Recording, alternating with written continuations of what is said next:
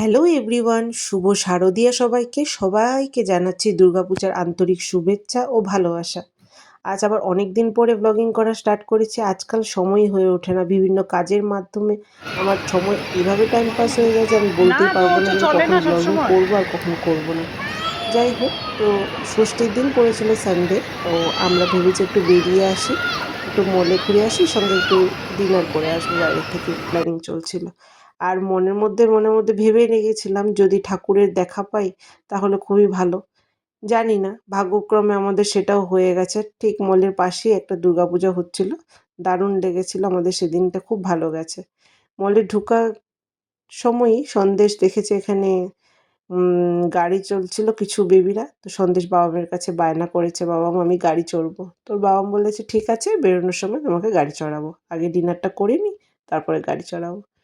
তো এখানে সে গাড়ি চড়ে খুব খুশি। তো আমরা ডিনার করে এখানেও গাড়ি চড়ছে, তারপর আমরা পাশেই পুজো মণ্ডপে চলে গেলাম। গিয়ে দেখছি সন্ধ্যা আরতি স্টার্ট হয়েছে, তো আমরা খুব সুন্দর সন্ধ্যা আরতি উপভোগ করছি। এখানে ঢাকি ঢাক বাজাচ্ছে, দারুণ লাগছিল এনভায়রনমেন্টটা।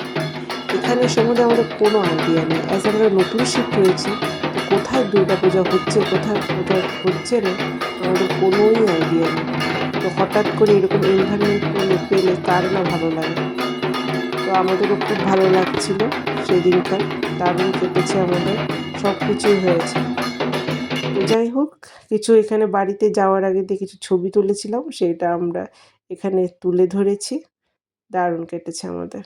আপনাদের কেমন করে পুজো গেল জানাবেন নিশ্চয়ই।